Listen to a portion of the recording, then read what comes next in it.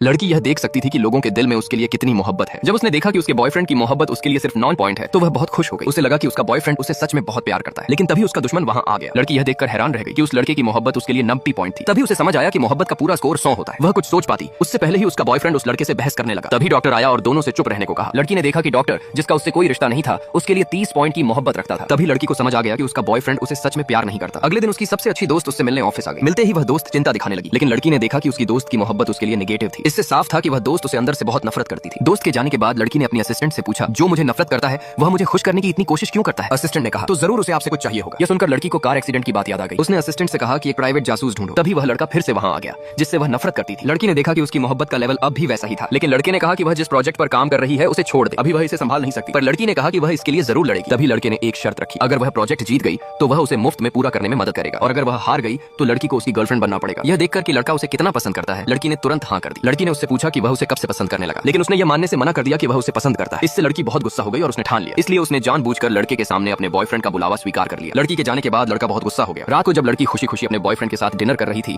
तभी उसकी दोस्त भी वहां आ गई। असल में बॉयफ्रेंड ने उसी रात लड़की को प्रपोज करने का प्लान बनाया था, लेकिन अपनी दोस्त की नकली मुस्कान देखकर और लड़की उनके बर्ताव को समझ नहीं पा रही थी। जैसे ही बॉयफ्रेंड ने उसे प्रपोज किया तभी उसका दुश्मन वहां पहुंच गया।